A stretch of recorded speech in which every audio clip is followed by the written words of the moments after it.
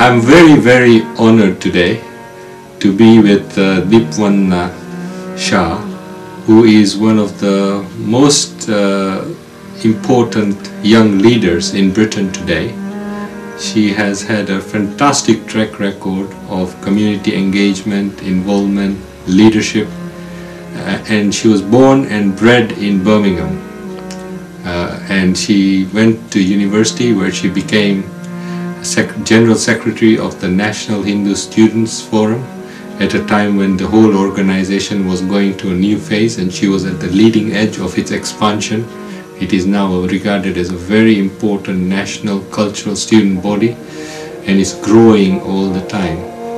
So Dipwan, you were born in an Indian family and you were living in a different country, and how did you reconcile the home culture with the school culture and environment? I think it was pretty easy for me because we had a strong family network. We come from an extended family. We lived in a joint family in the sense of a family business, and so I was always taught about family values, the importance of my culture and things. And actually, I found in school there wasn't that conflict in any way. There was sometimes a few things like the meals being vegetarian and other things like that, but we managed to sort it out. Like I used to, because of my family background, to teach me to be proud of my culture. There's certain beliefs I have. I found it quite straightforward. It's about having that respect that you believe in one thing, but you're not imposing it on others, just having your own choice of this is what I will be doing because of my own beliefs, my own practices. I'm not imposing it on anyone else, but at the same time I expect others to respect what I'm believing as well. And I found that worked quite well.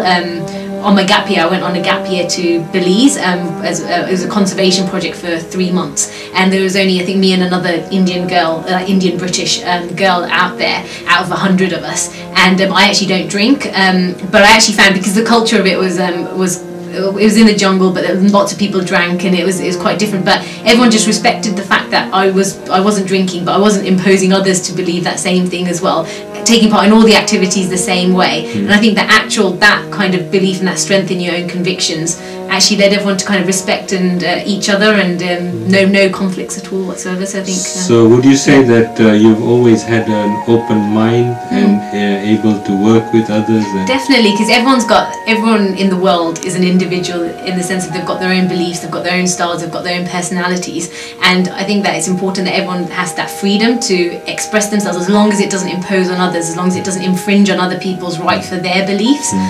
Then that's what makes the world so beautiful, I think. So You know, I'm very interested in the theme of young people and leadership, and I've seen you for many years, and I've seen the work that you have done, and I've seen the impact you have had on other people, and I consider you as a very important, very visionary and very pioneering leader. Do you consider yourself as a leader?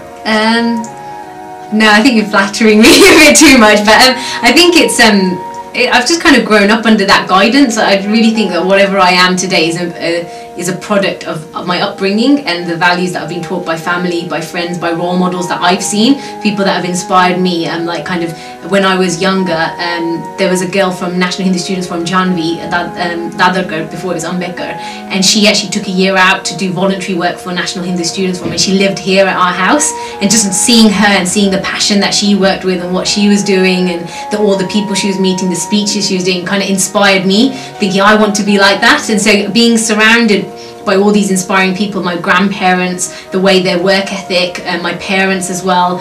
In Shaka we had lots of other people who used to take games with us to teach us things, and so those kind of correct role models inspire you to become like that, and then you start studying more, you start learning from what they're doing and start taking responsibilities on, and you make mistakes, but then you have people to guide you the right way. So I think it's all a developmental process as well of becoming proactive, and I think the big thing is just doing things, like not just sitting back and letting other people do things, actually actively going out there. If you want to make that, there's the Gandhi quote that be the change you want to see in the world. So go out there. If there's something you don't like, you should try and go out there and change it yourself and do it to the best of your ability. I know one thing we were discussing, myself and another person, Dharmesh Mistry, recently started off this Sangh internship program, which is a 7-week program for people who will go to Hindu Swayamsevak Sangh or Samiti, a Hindu organisation, to take time out to do voluntary work for the organisation. And something that Dharmesh mentioned that is a key part of this program was that it's not just enough to turn up or to volunteer, that even if you're in a volunteering capacity, you have to do it at the best standard you can, just as if it was a professional job. That volunteering in itself, just giving that time isn't enough, or just turning up isn't enough. You got to do everything that you do in life, whether it's voluntary, whether it's professional, whether it's through academics, do it all to the best of your ability itself. So I think that's something that he taught me as well, that I really agree with as well. So can you tell us about the National Hindu Students Forum? What does it do? What does it try to achieve? And what impact it is having on young people on campus? National Hindu Students Forum, it's a network of Hindu societies at universities. It started in 1991 in LSE in Luton, and I think a couple of other branches across the country. And it was just felt that when Hindu students go away to university, they kind of need that network of support around them. It's a new culture, it's a new way of life, they're away from home. And to provide that support that Hindu students that's where they find their identity, and they might want to meet other like-minded students, want to learn about our culture. It's all about learning at university. You're inquiring, you're questioning, you're debating about all different things as well as your academics. And so National Hindu Students Forum was formed to provide that network of support of home away from home, and also that area of platform for people to engage in discussion, debates, talk about Hindu culture, our identity, other issues that are facing us as British-born Hindu students or British students as well, getting together with other societies. And so that's the primary aim of National Hindu Students Forum as well. And it's grown. It's always it's a dynamic organisation, because people go to uni for 3 years, then they move on. So it's always that freshness in approach. So when I moved on afterwards, a new committee came in. So we've got the same direction, same vision, still guided by elders who have started NHSF and other elders within the community to provide that right direction, but still that freshness in approach that each new member will bring to it, in whatever they want to add to the organisation as well. So what would you say is the difference it is making to the students who go on campus?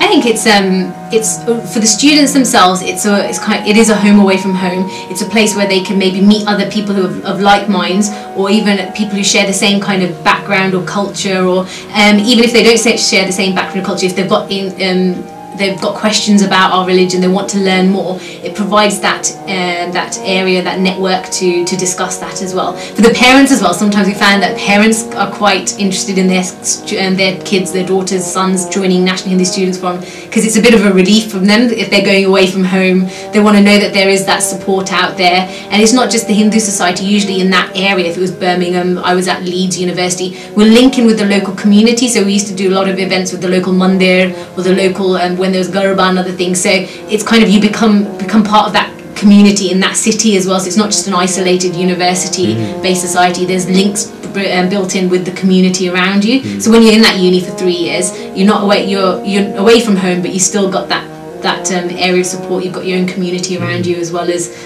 the wider university life, which everyone takes part in and enjoys as well. So I mean, it's quite amazing. I mean, listening to you, the way I see leadership for you is the leadership has been accidental. You have been driven by your culture and your values, and because you have followed this culture and values, you have become a leader, and people have been wanting to learn from you and to follow you.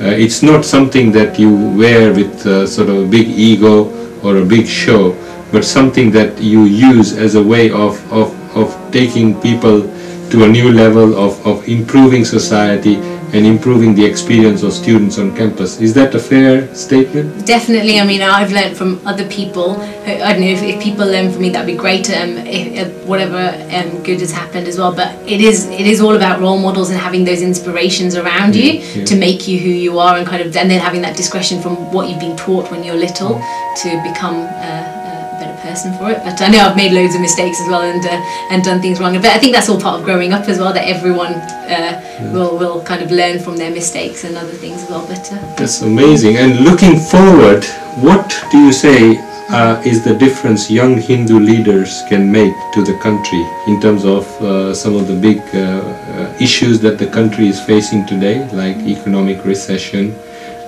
like a breakdown in health, moral and mental health crisis, family breakdown, lack of confidence. What is the difference that young Hindu leaders can make to the nation and are making to the nation? I think that being born and brought up in Britain but having our cultural identity in India and the East, we can bring the best from the East and best from the West, and I consider the best from the West being the kind of the timeliness, the punctuality, the professionalism, that kind of the different approaches, the methodological approach, I can't even say it, but the East is that kind of spiritual nature, the kind of ethics, the moral values, the respect for elders, the family ties, even the kind of the beliefs about that everything around you has a soul, has a prana way as well, so we should respect everything around us. So that kind of thing will definitely be of use in the nation. I remember you went to Chopra Pujan on Friday and mentioned that it's important that's a prime example of business ethics as well, something an Eastern value of that everything around us is a part of the whole God's nature or part of this higher being, so we should respect that as well and not take only as much as we need rather than our greed. Those kind of ethical or moral values and even spiritual values can be inbuilt in the country, and our great Eastern values that we can share, yoga, other practices, as well as then bringing in the Western concepts that we've kind of learnt of the methodological. No, I can't even say that word, but that approach as well. So I think that fantastic. And I guess last question is, and something that again doesn't seem to have struck you, is a question on gender. You are a young woman and you have achieved so much and really made such transformations to society. Have you ever felt that being a woman has been a problem or a barrier for the work that you have done? No, I think in our family the women are quite outspoken, or the girls are quite outspoken. We've always been encouraged to do public speaking, go out, it doesn't matter whether you're a girl or a boy, just go out there and do things. And I think in a sense we can publicly speak. We're not very good at cooking, well some of my cousins are, but I know I can't.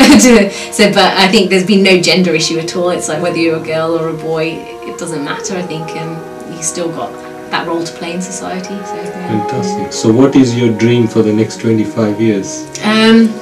Gosh, that's a Prime Minister, yeah, to be Prime Minister? No, I've got quite a passion for environmental issues, so I'd like to make a difference in trying to help reduce our impact on the environment on another level, through our work in the community, through Sangh and through National Hindu Student Forum and other activities.